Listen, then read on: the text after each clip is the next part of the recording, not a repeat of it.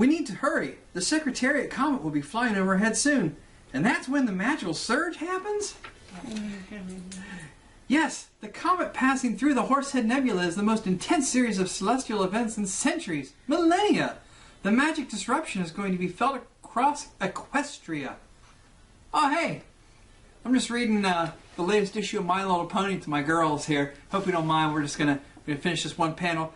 Then let's stop talking and start walking. My sister and her friends are trapped inside that castle with that evil-doing crazy cheese grater. That's silly, huh? Cheese grater. Well, hey, let me talk to the camera for just real quick so I can hear girls. Hi, my name is Brian McMeans, and I am auditioning for the next season of King of the Nerds. And as you can see already, I've been reading this comic to my girls here, who I feel I'm nerding up quite well for the next generation. Take a look at these shirts. What do we got here, girls? What's on your shirt here? The tickles. What's on your shirt? The Avengers. The Avengers, that's right. See, I've shown these girls all the great cartoons. We watch the Avengers. What do we watch on Saturday mornings? Young Justice. Young Justice. What else? And Green Lantern the animated Green Lantern the series. animated series. What's another one of our favorite cartoons? Remember the old Batman? Yeah. They love the old Batman. We like Animaniacs. Animaniacs, that's right. So They're these girls love to play Pokemon. They're interested in HeroClix with me. And so I think that's a great example of how I'm passing on my nerd to this generation. So thank you very much, girls. We're going to do some other talking upstairs and show them all the cool stuff that we have, our comic boxes and everything, all right? I don't always audition for reality TV shows, but when I do, I choose King of the Nerds. Stay nerdy, my friends.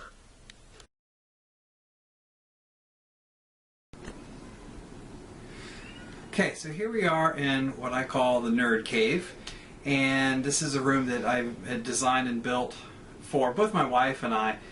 For her have to be sewing room and might have to be the nerdy culture, but I think I've kind of taken over 3/4 of it. So, as I said downstairs, my name is Brian McMeans. I'm 36 years old. I'll be 37 in November. I am married. I have two beautiful girls, Ellen and Alexis, who are 9 and 7. And I think that is a nice quality for your program, is to be someone who's kind of pushing 40 and still being that proud nerd. As you'll see, my desk at work and my second job, I'm staying true to who I am. And that's really, I wanted to talk a little bit about my time in high school, and not to kind of suck up, but I guess I will a little bit, because my freshman year in high school I was kind of awkward. In my school, if you didn't play football or weren't involved in sports, you were kind of nothing. And I was in the band, so I was even less than nothing, but I enjoyed it. But I was always really self-conscious about it for the first part of the year. Then my friend Jason and I watched Revenge of the Nerds 2. And it sounds silly, but it did kind of change things, because those characters were who they were, and they weren't afraid of that. They weren't trying to change who they were. They were still their nerdy selves. And eventually they won the day. And so that kind of set the bar for me, is I wanted to be that nerd. I wanted to be not concerned with what other people thought. And so here I am, 20-some years later, still being that person. So let me take you around this nerd cave a little bit and show you why I think I qualify as one of your contestants. So we'll start over this way. A nice assortment of not only action figures, but also my HeroClix. I run a HeroClix tabletop gaming league at Space Cadets at my second job on Saturdays, and this game is just, I live for this game. This is so much fun. And just to show that, this piece right here, this is a trophy that I won this past summer when they had their Infinity Gauntlet tournament. This was the prize, Thanos on the Shrine of Death. That was an 8-month tournament that culminated in this prize, and it was just an incredible experience to win this. So one of my prize pieces, and as you saw already, my dog, Thanos, favorite character. This is the crown jewel in my collection of stuff. So moving on around a little bit here, got to meet the wonderful Lou Ferrigno, Incredible Hulk from the 70s, great guy. Action figures, Alex Ross painted poster, some more action figures, but let me show you the real piece.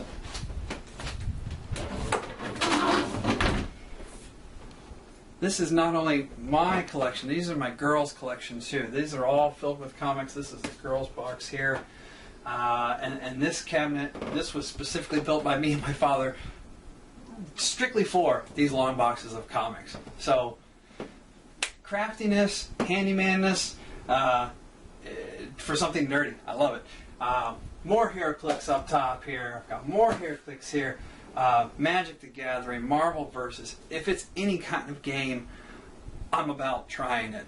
We've got regular board games, Carcassonne, Ticket to Ride, anything like that, I'm all about.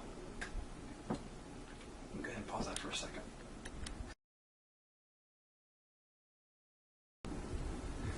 Alright, so I showed you some of the HeroClix and the comics. I want to get to something else here just real quick because I love this game too. I haven't had a chance to play it as much as I'd like. This is Warhammer, and this past summer I received an army and was able to start painting these guys. I love to paint models and things like that when I was growing up, so this was just a natural fit for me. So I've got some, these are all the pieces. This is my entire army here. I've got some more on the shelf here that are more highly detailed, so you can get that for me.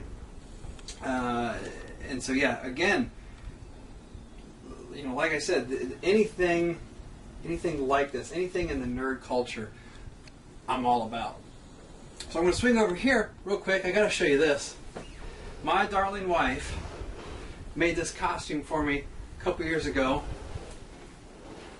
It's a Green Lantern costume, full bodysuit Green Lantern costume she made for me, and it was originally for Halloween, but I will tell you, I have worn this to work twice. Not ashamed one bit to do that. It even comes complete. I don't know where they fell to. Wait a minute. Even comes with the green briefs. Had to wear those, right? In autumn night, in harvest moon, no evil shall escape my spoon. That doesn't seem right.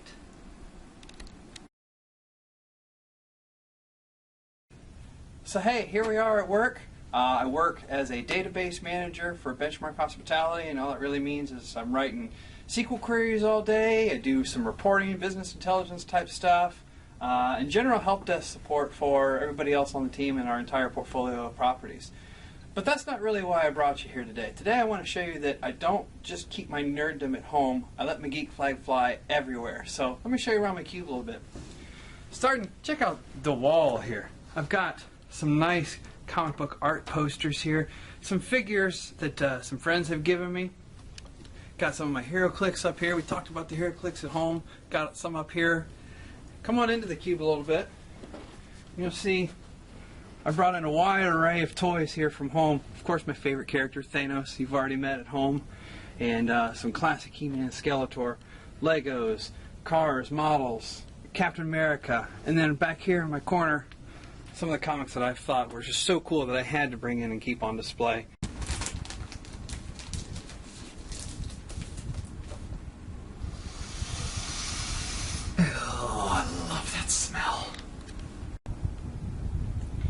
So one of the last things I'd like to touch on, one of the topics that was addressed in the application submission form is education. I did attend a 4-year university in Tiffin, Ohio.